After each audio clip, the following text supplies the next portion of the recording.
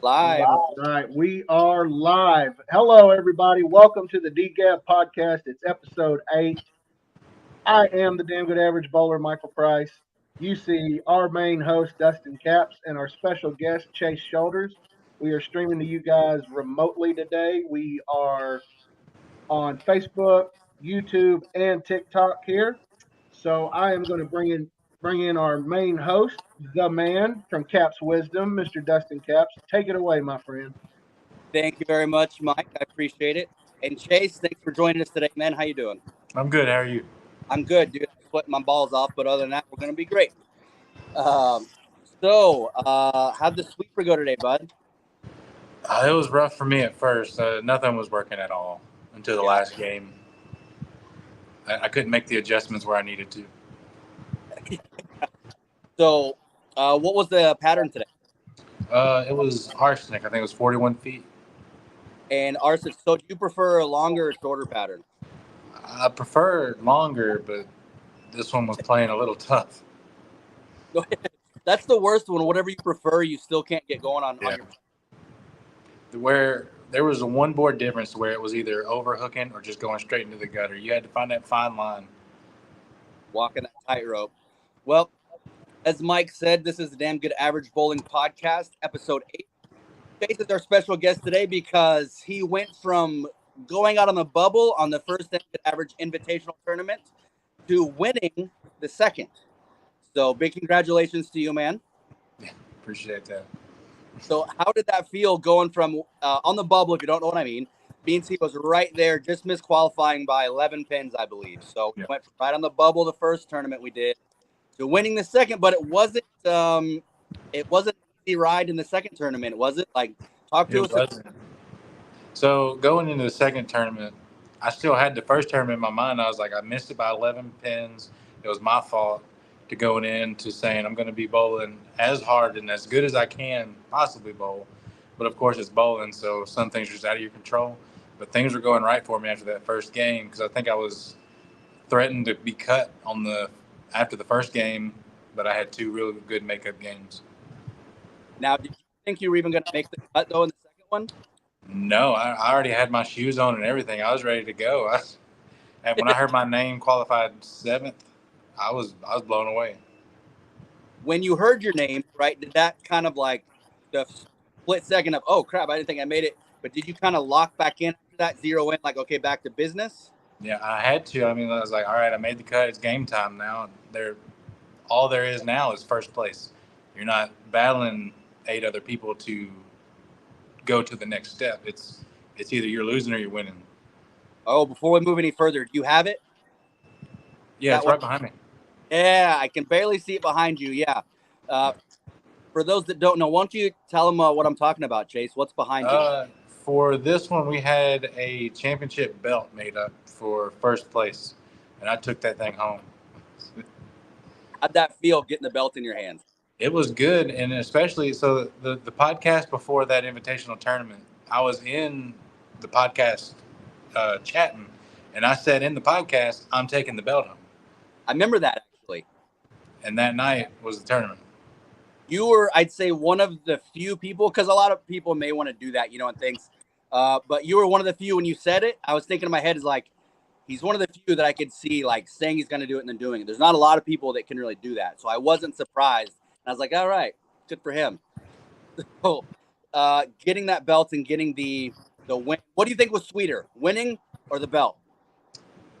Winning for me. The belt's kind of just showing that I did win, but me actually winning that tournament, it made a big difference. So that's actually kind of interesting. We had a good chat the other night, the three of us, before this, and you're kind of talking about your background and how you were raised, the mentality that you were raised in. Mm-hmm. And kind of what you just said reminded me of that. Like, well, hey, winning was first, but then the belt was a token of achievement. Yeah. Right? So kind of talk to us about your basic upbringing, just in sports and mentality. So even as a younger kid, I was always competing at a higher level than where I should have been. So the whole thing of me being brought up was if you're competing to win. Their second place isn't first. So you can have fun winning, but you've got to focus on winning whatever you're competing against.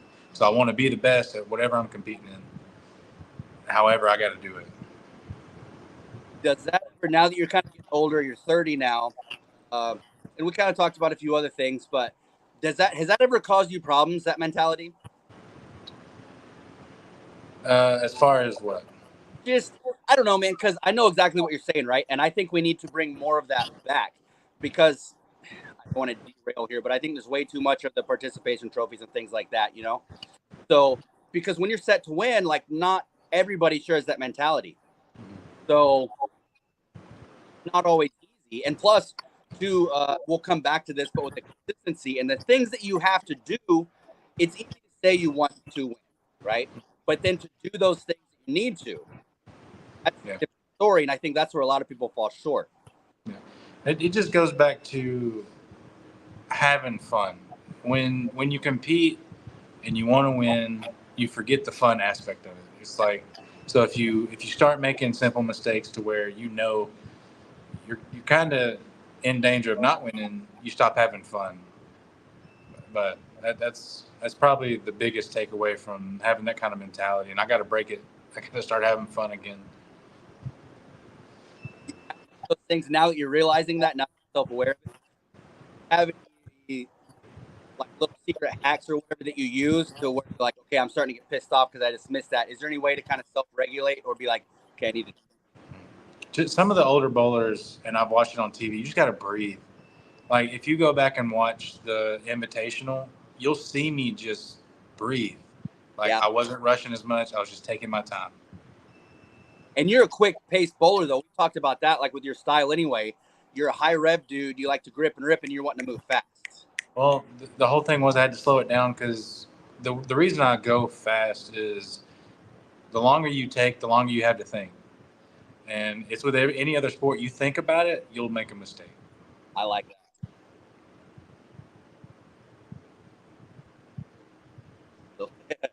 The longer you take, the longer you think. Yeah. That's true, man. It's real easy to get in your own head.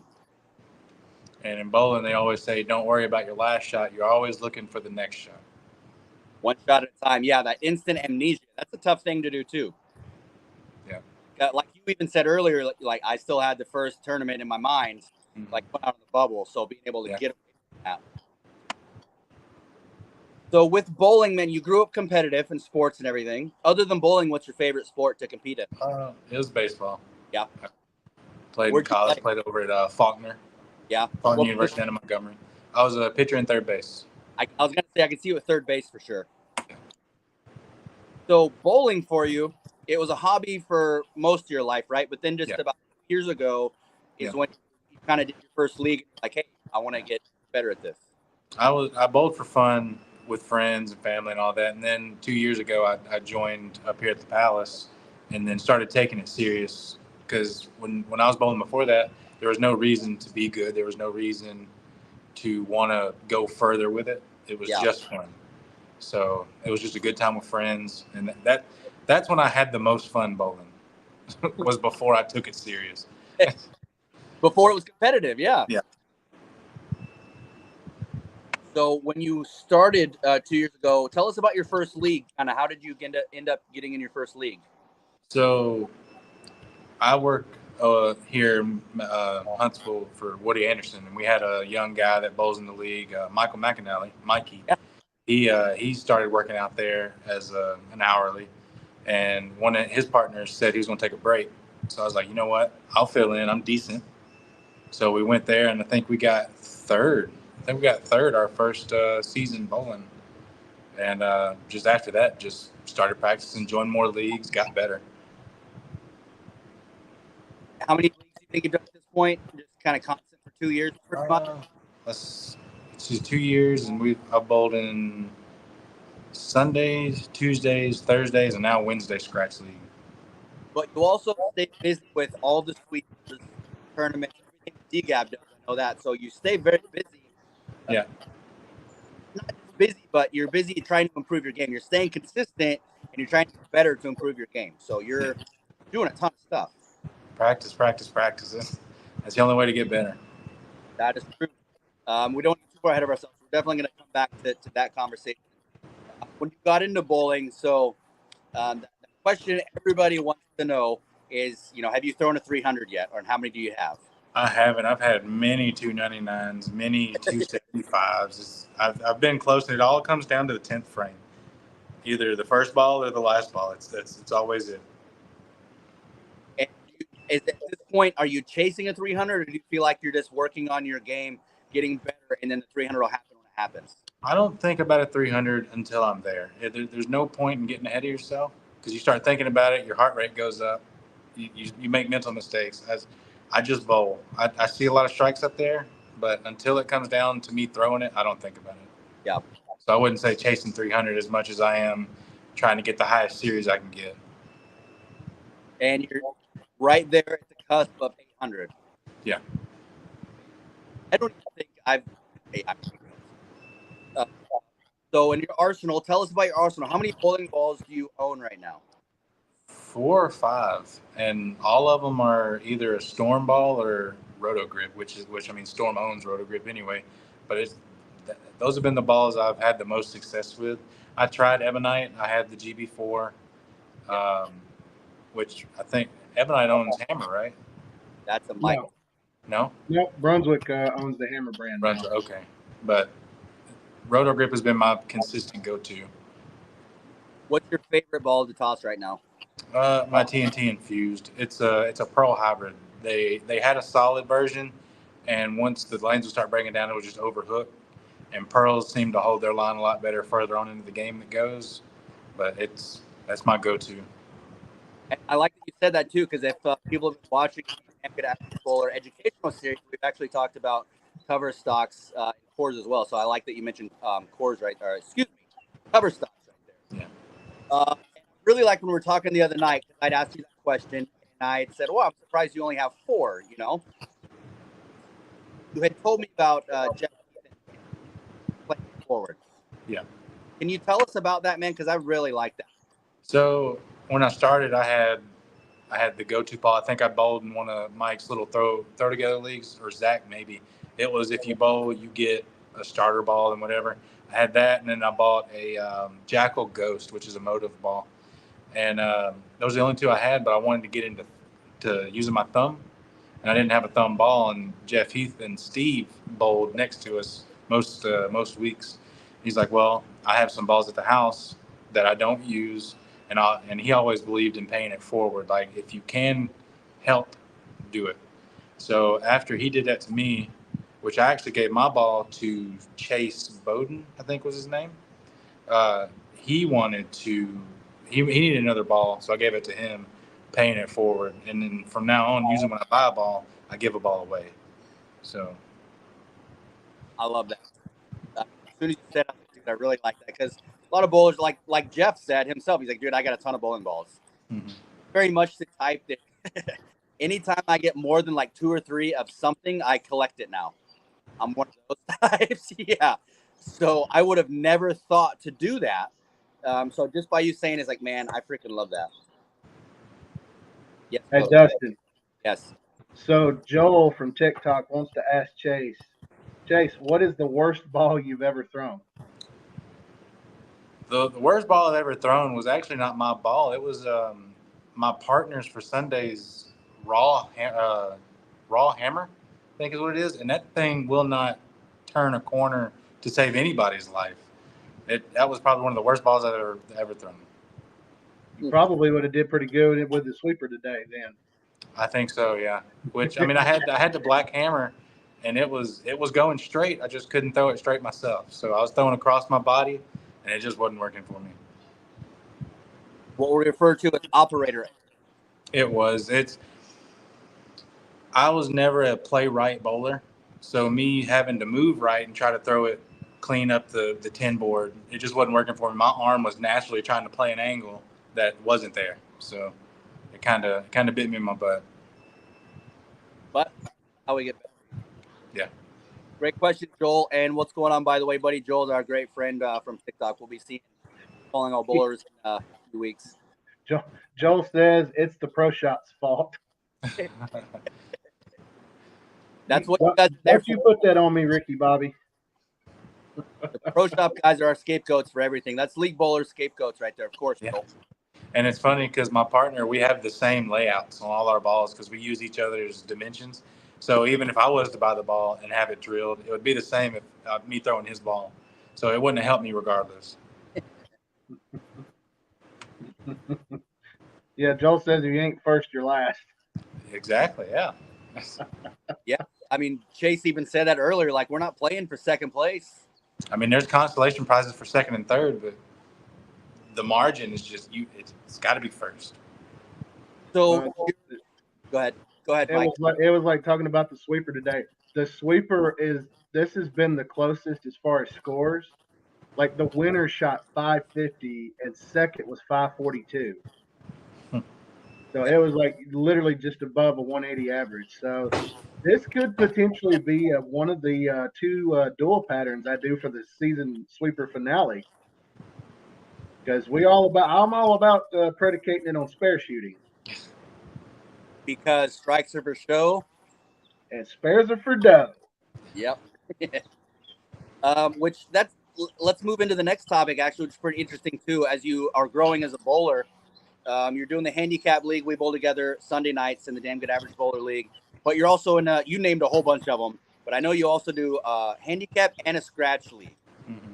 So talk to us about the difference in those, because I've never bowled in a scratch. I've bowled in a lot of handicap leagues. So what is it like bowling in both of those? So scratch, I've come to learn it's more. It is all about the team, your series together.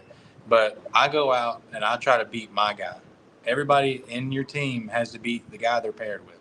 So if I beat my guy and my teammates beat their guy, they can't beat us. But it's always good to bowl higher than the other guys to make up for anybody that has a lower score.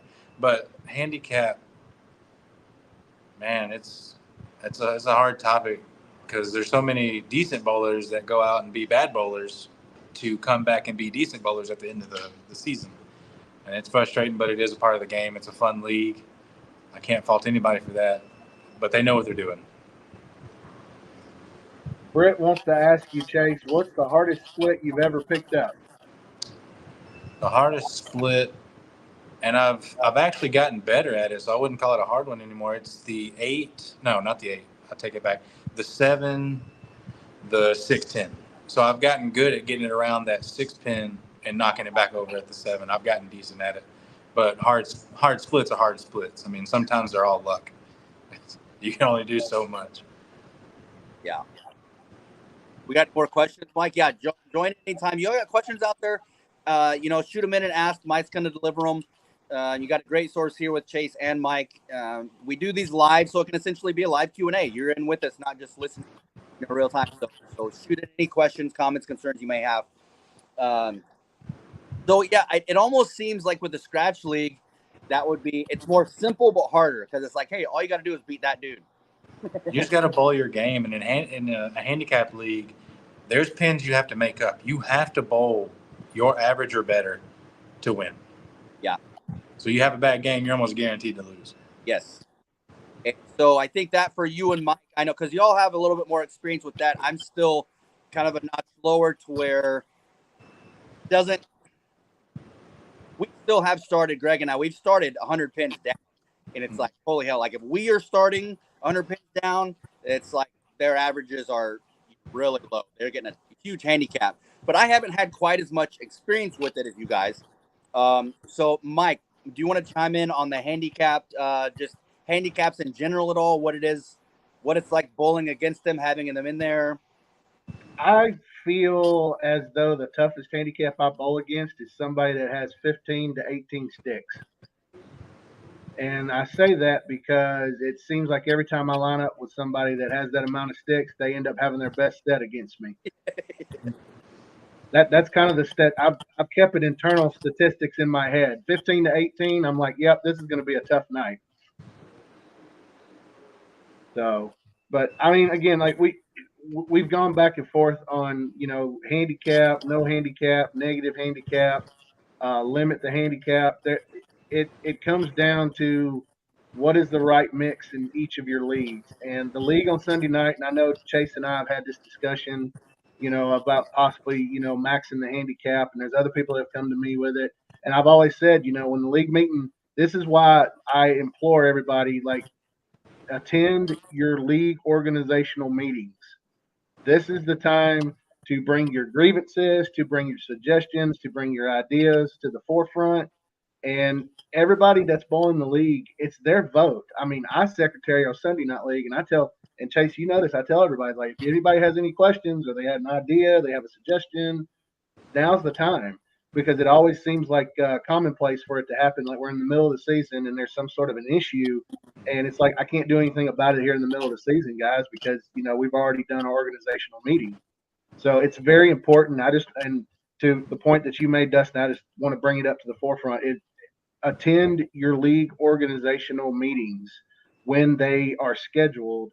If you have any questions, concerns, or suggestions, it is so important, and it makes it a lot easier on all the league officers that run these leagues.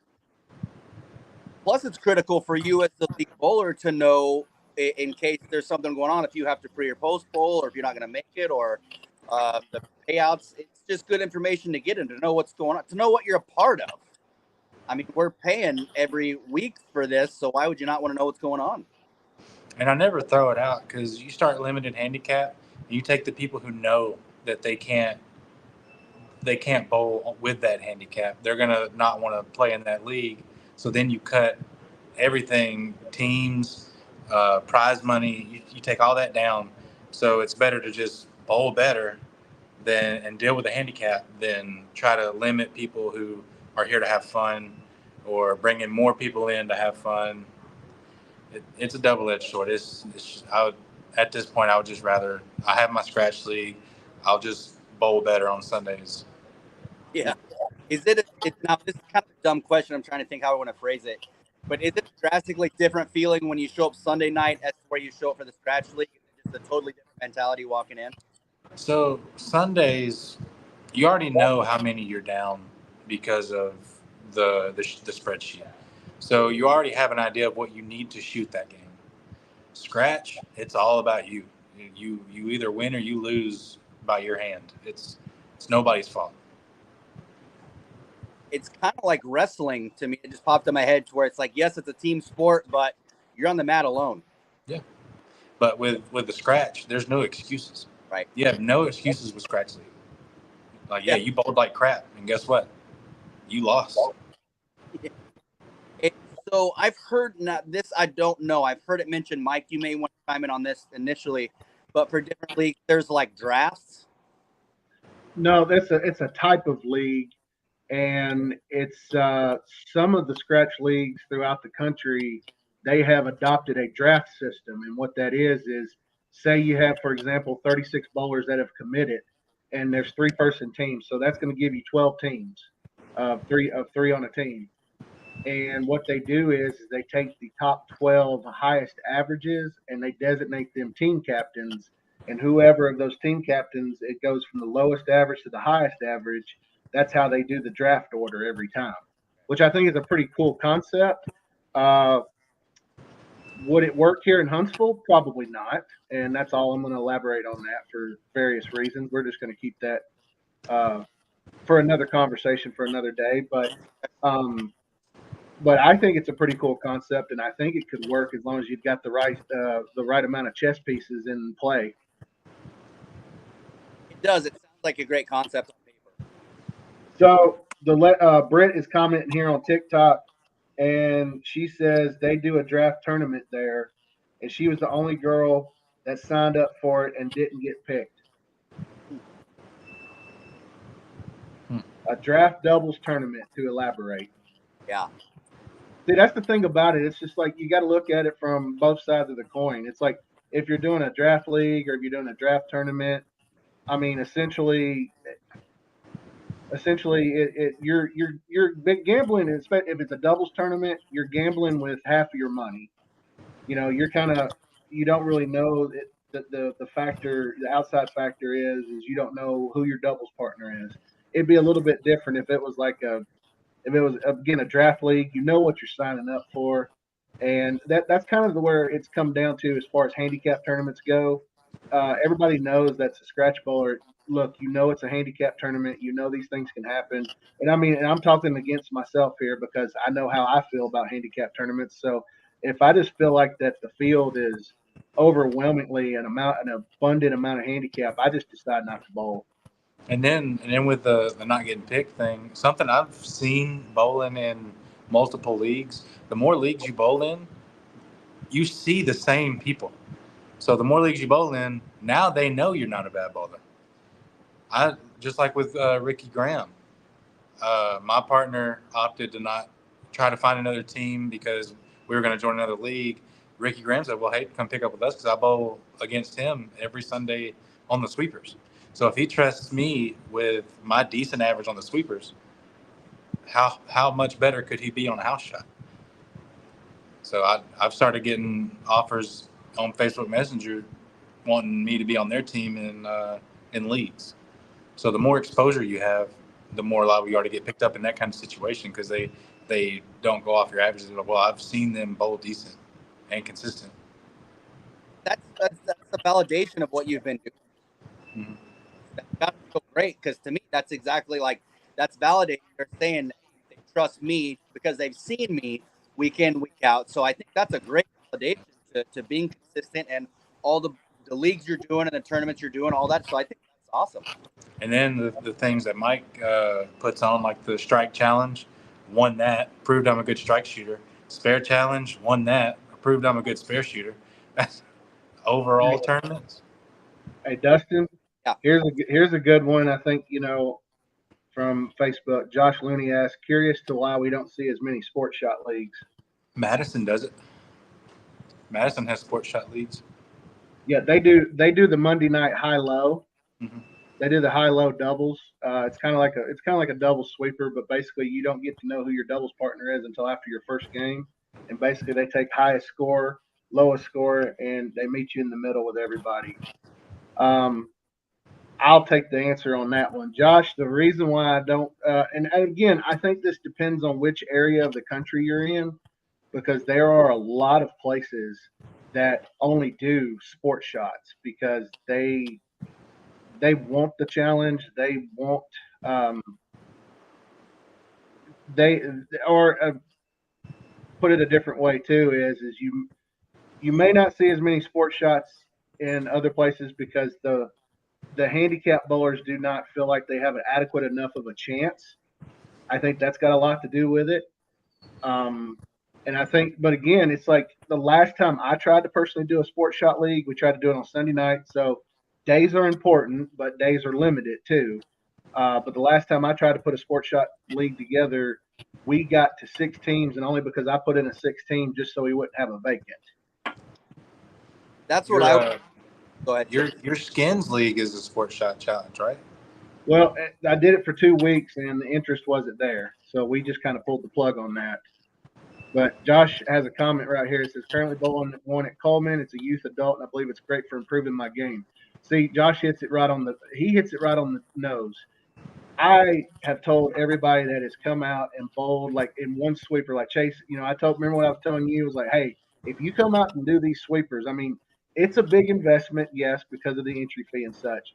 But even if you bowl 1 or 2 in a season, it keeps you honest. And the fact that I have told people it will make you appreciate a house shot that much more. And the number one example right now is Ken Tankersley is doing what you did this last season in the fall.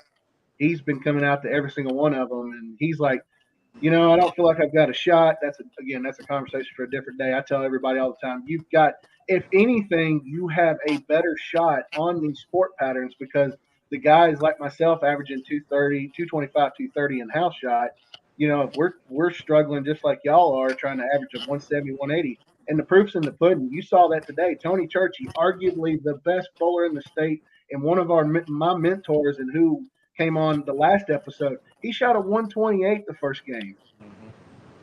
So again, anything can happen, and that's I think the unique thing about these sports shots is they make honest bowlers out of us all. So I highly encourage anyone and everyone get out there and try it. And if you don't want to come in and you don't want to bowl in my sweeper, wait till the sweeper's done. Come down to the Palace and come in here and bowl because they're going to have the leftovers of what, like Chase bowled on today. There was a family going down there all happy and smiles, and they've been coming into the bowling alley since they bought that summer pass. And Curtis came in there and I said, dude, they have no idea what they're about to bowl on. They are about to get a rude awakening.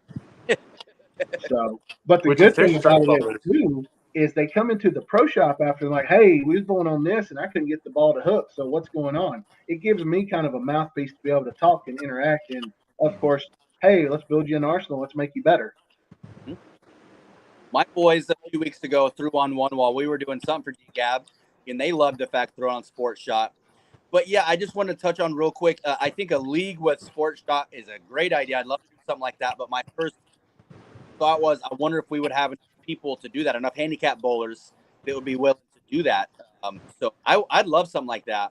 I don't think so. With the sports shot being more challenging than a house shot, and they come out and they struggle, those handicaps, unless there's a cap, is going to be outrageous.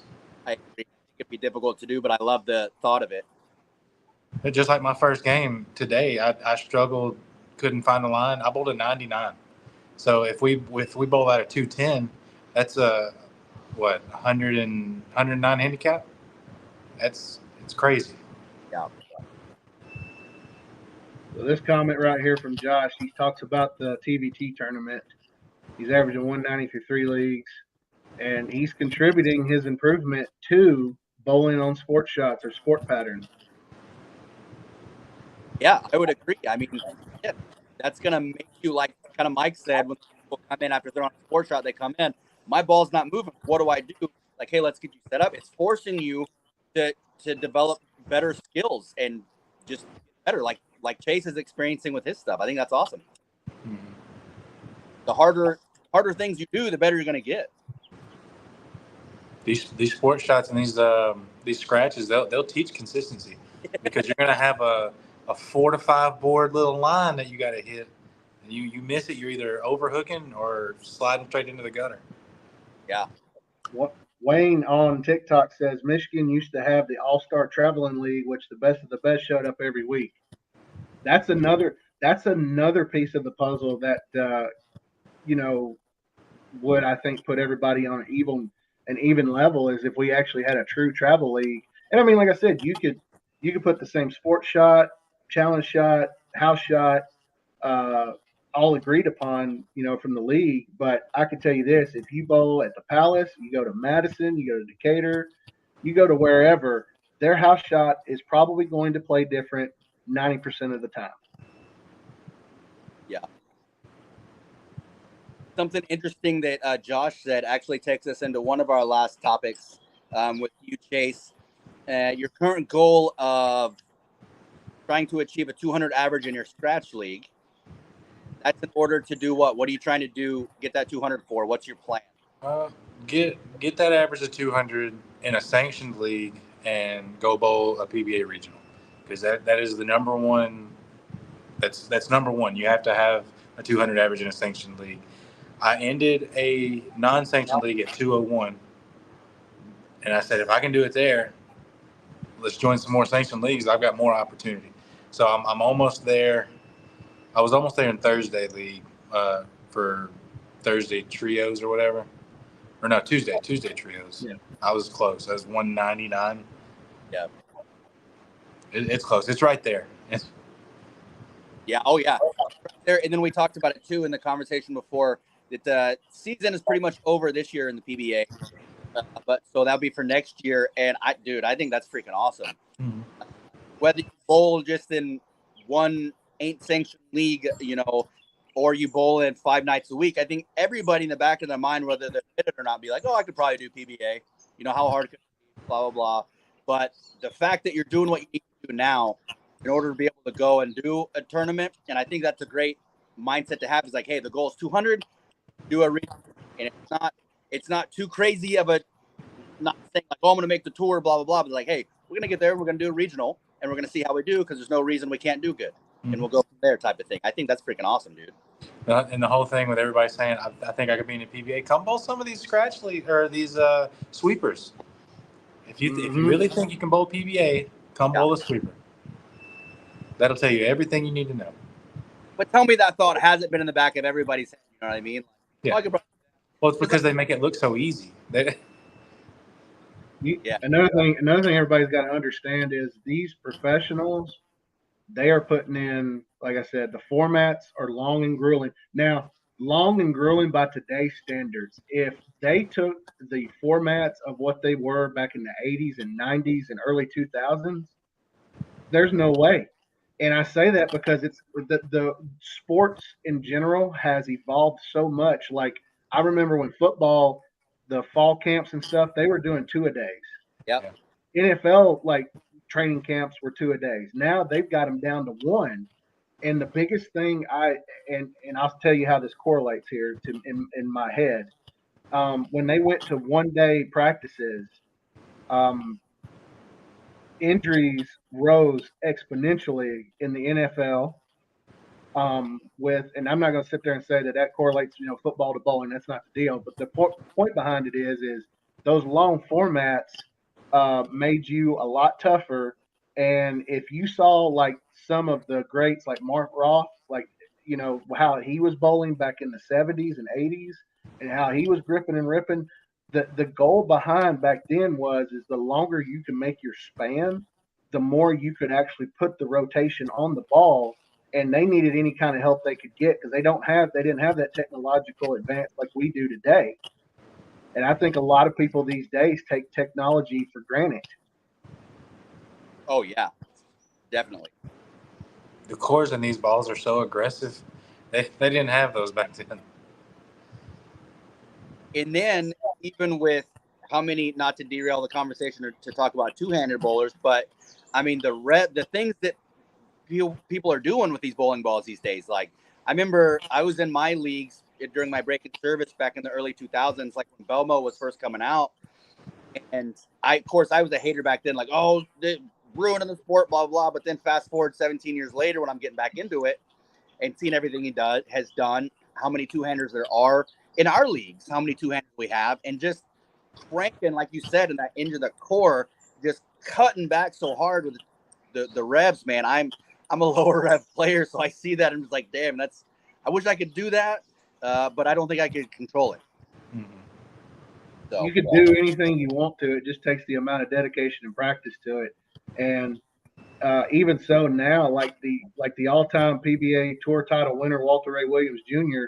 I recently saw a video of him rolling a 300 game two-handed with a smiley face visible plastic ball. And I mean buried. Showed all three shots and buried it, and it was left no doubt in the wake. And so tell us kind of a question for both of you guys. What's the most amount of games you bowled in a single day? I went and bowled a tournament in Birmingham, and we bowled. It was 3 blocks, 3 games each block. So we bowled in the morning, we had a break. We bowled in the afternoon, we had a break, and we bowled at night. And then the next day, they would take all the scores and they would break it down into a step ladder. And then you bowl that next day. You bowled what, 9 games that day? Did you bowl the next day? No, the cut was way up there. It was top 5, so no, I didn't make that one.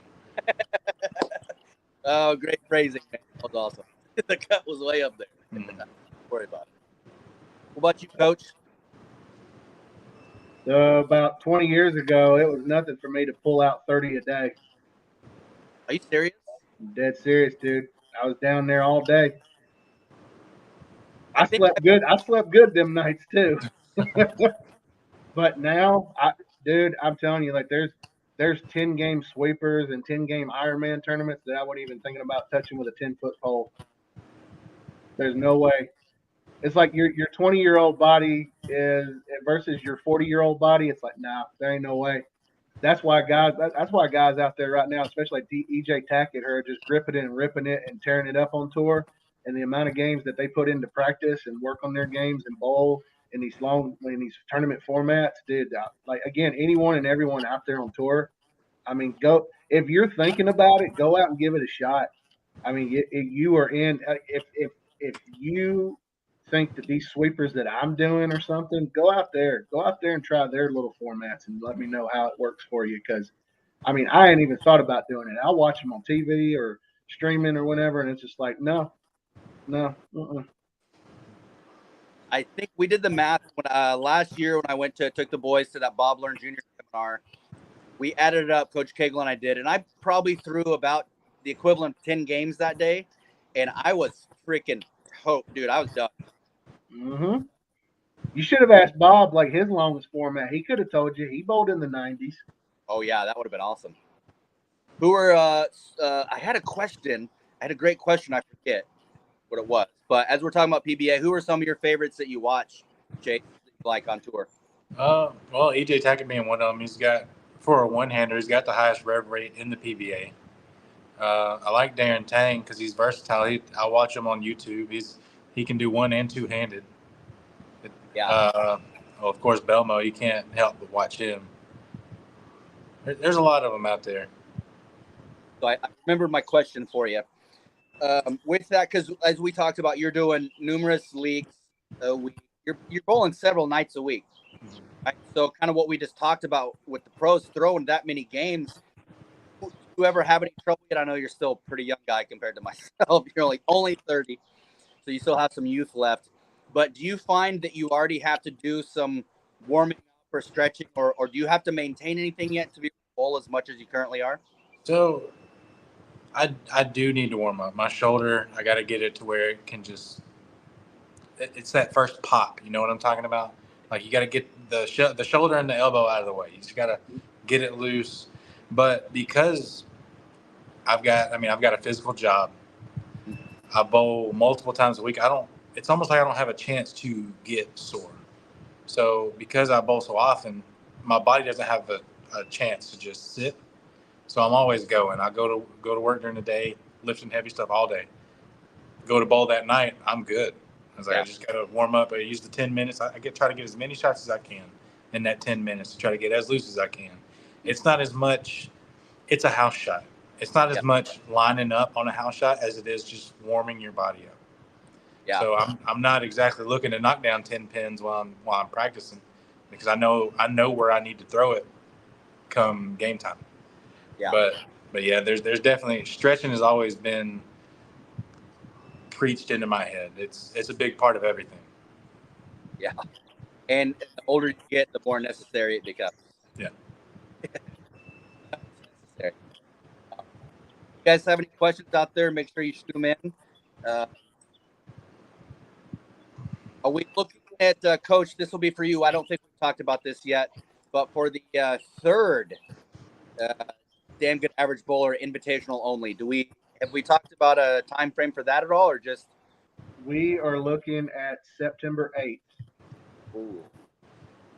It was the way it was lining up. Our last night of league is going to be on August, I think, like 25th. I think that's the correct day. And then the week after is my 40th birthday, which I'm not going to be in that bowling alley on my 40th. I just refuse. So we're going to move all that over to the 8th. We're going to do the tournament then, and then we're going to start our fall season the 15th. I like it. I'm sure the defending champion is going to be back. Oh yeah. And I'm looking to have another belt too at the end of this Sunday season. You've got to bring that belt in. You got to come walking in with the belt over your shoulder, dude. Yeah. They're gonna think you're defending it, and then give it to them if you don't win it again. If I end up losing, I'm gonna be irritated. I'm gonna have it over my shoulder and walk back out to the car and go home. You ain't getting this one. No, I love that, dude. That belt's awesome. But I want that tag team belt on Sunday night too, and I think we're 2 games out of first. So we'll come in tonight and see if we can't put a dent in that top spot. I don't have doubts. Those red the belt, Coach, tell us about the belts. People out there that may not know what's on the line for this season. Well, first and foremost, we got to give a shout out to Zach. Zach is the reason why we have tag team title belts. We came up with the concept for it where if, again, there's different ways to do it. If you want to buy the belt outright, you can buy it outright from us for $220, and then we're just going to replenish it with another one. So, if somebody wants to fork out $440, they can actually take those as a memento. But otherwise, they're kind of loners. You know, they earn the belt. But they will stay at the center no matter what. And the people that win this league will have up to 8 weeks of the following league session to declare whether they want to buy it as a memento or just use it for show when they come in. But they're nice snakeskin and red this time around, and Zach was the one that picked it and asked my suggestion. That's what we came up with. So yeah, those are going to look pretty badass. They do. They look really good. And, so yeah, and they're I'm quality too. They're not just cheap plastic. They're actual leather, actual metal. It's hefty. and Chase, you and I are the same in this aspect. We talked about in the call a couple days ago. With the winning, you like your bling also. The symbols of achievement, which I agree. I'm all about my bling too. And those are a couple of nice pieces of hardware to add to that bling case. It is. So of course you go out here and win. That's accomplishment. That's personal accomplishment. You take the belt. That is memory. That's something you can look at. I won that belt. The money you win from it, that's going to be gone. That's not staying around. But the belt, as long as I keep up with it, it's still there. I can look at it whenever I want to. Yeah. So let's go into that real quick here, Dustin. I don't know if you had this on the agenda or not, but I want to ask Chase. So Chase, take us through that entire day of that tournament. Like, I mean, from like getting ready to come in and bowl to when you thought you were knocked out, but you really wasn't. And then talk to us about the round of 8, round of 4, and then the title match against Jaeger. All right. So, of course, with any competition, you kind of get antsy during the day. So I woke up. Of course, I mowed the yard. I tried to keep myself busy. And then, of course, I took my old man nap. I always take a nap on Sunday after I mow the yard. But I wake up and I'm locked in. That's all I thought about. All that week leading up to that tournament, I was like, I've got to win this one. Like, I was so determined. And of course, we get to the 8. I bowl. I think it was like a 170 something. Maybe not even that big for first game. Second game, 240, 250. Third game, 240, 250. I was like, all right, it'll be close. Mike was saying it's going to be close. We'll see. And it really took until the last team finished for me to know if I was in it or not. And I just seen strike after strike after strike. So I put my shoes on. I was like, okay, this one, it was my fault. The last one, I was like, okay, I lost by 11 pins. This one might be close like that. I squeaked in. I think it was by 10 pins over 8th. And put my shoes back on. Very first game in the round of 8 was against Phil Perry, and I think he was sub 10 handicap. Phil's always been one of the better bowlers in the handicap league. I was like, well, let's lock it in again, and then all 3 games, or that game, I think I beat him by 30 pins. I was on it quick. I think we finished 240 to 210 or something. His spare shooting's a little off that game. I had it. I was hitting my spares. Second game was against Jonathan. I forget his last name. He had a 30 handicap, which he was better than. So I was like, okay, if he's on it, it's gonna be close. He struck a few times. Again, I was coming off of Phil's game. I was on it. I was like, I'm good. I'm warmed up. We didn't have a big break in between. Went back out there, shot another 240. It's like, I'm good. I'm feeling it. And then that last game against Jaeger, he had averaged 180 all night, constant 180. That's what I knew I needed to beat. And I go out and I bowl, I think it was a 189. And that was if he had spared his last shot, he would have beat me by 1 pin. And I got lucky. He stoned 8. I got lucky that game. Well, I remember what happened. Dustin and I, we were calling it, and Dustin was like, "Oh my god, oh my god," and I was like, "Hey, like this is a lot closer than you might think." And you got up there and went double and stoned an 8 pin on your final fill shot, and I was like, "Oh, that's." I was like that couldn't have come at a worse time.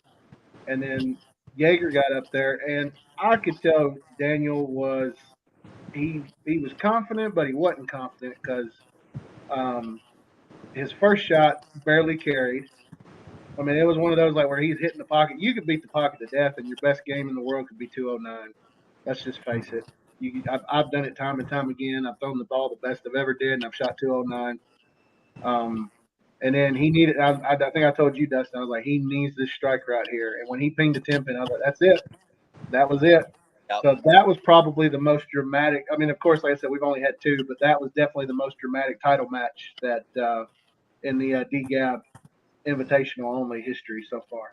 And see, with how I was bowling that entire night, I kind of went in there. My head was, I was like, dude, I've averaged like 240. I was like, there's no reason I should lose to 180. And then I go out and bowl a 189. That's bowling. That right there is bowling. You can have good series, great series. 189, that could have cost you the entire tournament. Yeah. And that was the difference. I think it was $250 to $90. Dude, that match was so fun to watch. Mm-hmm. I like close ones. I like close ones. And of course, I would have loved to have still been bowling, but I didn't really expect it. But it was so much fun to watch. Like, dude, it's awesome. It's great to watch. And even our handicaps, I think I was at 20, he was at 22. Like it wasn't a big gap. It was the most. What am I thinking of? Fair. The most fair. It was basically a scratch match that I had that game. Very, very evenly matched. Yeah. So if everybody watching out there, getting ready for the last call and any questions, Mike, I don't mean to cut anything off, but just before we're out of here, you got any questions? Send them in while you still got everybody here.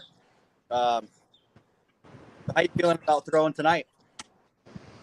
I'm good. I don't think there's a night that I come bowl league that I'm not confident about it. We bowl the same thing. Okay, I say we bowl the same thing. We're supposed to bowl the same thing every week, but there is inconsistency sometimes with the machine. So practice will tell everything. But it's a house shot. Everybody should be good at a house shot by now that's been bowling for a while. So I think we'll do all right. I have a question for you, kind of going back to the bowling balls. How often do you get a, or when you just kind of feel like it's time to try one? So with me, I don't. So I say I don't, but sometimes I'll make impulsive buys. So I get sucked into the whole YouTube thing. Like, man, he's throwing that ball real good. It's reacting down lane. Like, I think I could throw it, and then I'll go try it. But not every ball is for everybody. People have different styles, and it'll either overhook or it's a weak ball. And just because the pros can do it doesn't mean you can do it. But with what I've got now, it was a progression. So I started out with that solid TNT, and I was really good with it. It's what I won the strike derby with, that orange ball. Consistent for me. They came out with that TNT infused I got now, which is a hybrid. And I was like, well, I need a ball that could carry me after the halfway point of the second game on. And that's what the Pearl would do for me. So I bought it, and that's now really the only ball I throw unless there are teams that I know can't bowl against urethane, and that's what I bought that black hammer for. I'll start pushing the oil down, and they won't have any reaction. Their balls will keep going straight. I did it against Phil, Perry, and Jonathan this couple Sundays ago. Jonathan really only has one line he throws. I was like, if I mess that line up, that's it. His ball just kept on going. He was splitting. He may get it to turn the corner and hit weak on the head pin. But if I know it'll mess with you, my partner can bowl against your thing. I know what I would be doing wouldn't mess him up. And then when his balls aren't working, he'll grab my infused, same finger holes, and he'll turn that corner real fast because he's two-handed. He's got the rev rate. Now we've got good symmetry on Sunday, and with us bowling against the people in that league as often as we do, we know how to bowl against them. Yeah, I see his rev rate up close and personal. You guys beat the piss out of us a couple weeks ago. Yeah. We would have had them all, but we went out and messed up that second game. That was rough. Yeah, it was almost insulting. Yeah, we took one away from that. When he threw a 135 and I threw a 125. Yeah. And it's like, why the hell did we win this game? That was a rough night for us. And I had, I think, a low 200 that game. If I had a bowled that 240 that I bowled that first game, I would have been all right. But no, I think I had a 209. We just couldn't bring it back up because our handicaps are 16 and 17. We didn't have the extra pins. Yeah, but y'all came out on fire. That was rough. But that's what I like about my partner. Is like we're getting better together. Like every season, where our handicaps are lower. Up until a couple of weeks ago, both of our handicaps were in the single digits. We had a couple of bad games, and we were early in the season. It kind of messed with it, but it's going down every week. It's going back down. We'll get it back into single digits. Unfortunately, mine's the opposite. I came out high. My average was a little higher than normal, and so now it's been dipping back down to normal. So, I got work. Let's see, that's average. That's an average. You need to get your arsenal. Yeah. Yes. You need to go get your full arsenal there, Dustin. I do. I'll get back to Missouri after I'm back from Pennsylvania. I'm working on it. But yeah, I'm a moron. I'll just state that. I left my whole arsenal in Missouri. Oh, man. We need to get you out here to one of these sweepers. I know. I want to start them. I really do, because I think at the very beginning I had that mindset of like, I'm gonna do crappy. I'm not gonna win. Blah blah blah. So like, why would I do it? Because everybody's better type of thing, and plus it's a harder shot. So why would I? But I think of learning more, and especially the conversation we had, I think y'all were correct. Where it's like Coach said, you have almost a better chance because us guys that average 220s, we're on the same slippery ice or whatever that you are. So it's kind of even things out. But I would like to start doing those and get better myself, because I like what you said, Chase, about knowing how to bowl the people on Sunday nights, right? Using that you're saying to push the oil. Well, a limited perspective might say, well, that's a crappy thing to do. Why'd you do that? But to counter that, I would say, well, if you don't like it, learn how to bowl against it. You have to constantly evolve your game. If that's something you're going to do, to me, that's just kind of, and I don't mean this to come out bad. Exploiting is not a bad word. It's just that way in our society. But you're exploiting weakness if you know to do that. If you can push oil there, and if I can't come back and defeat it, maybe I should go learn, because that's going to work, At the end of the night, it's about taking home those 5 points. Hey, Dustin, Hunter on TikTok wants to know, what part of PA are you in? Delta right now. So we're out in the sticks. The closest that we are, closest big city around here is Bel Air. We're in Amish country in Delta, PA. Harvesting your grains, are we? Yep. But it is nice, man. We got the pond there. Oh yeah, that is nice. There's like 40 to 60 geese around here, little bastards. But it's No, man. Like I said, we're moving on to the DGAB members only invitational. The third one will be Sunday, September 8th, and the final sweeper of the spring summer season is next week. We will be on 38-foot goal line. Chase knows all about that pattern. Mm-hmm. It's flat. Yeah, it is completely one flat. There is no taper at all. And then come the week after, top 32. I was going to try to get with you, Dustin. If, like I said, I think you're back by then. I definitely want to make I want to try to put like a presentation program together for that tournament. So if there's something we could do there, that'll be great. And but I'm planning on, if nothing else, streaming the top 5 step ladder final. So that's the goal behind there.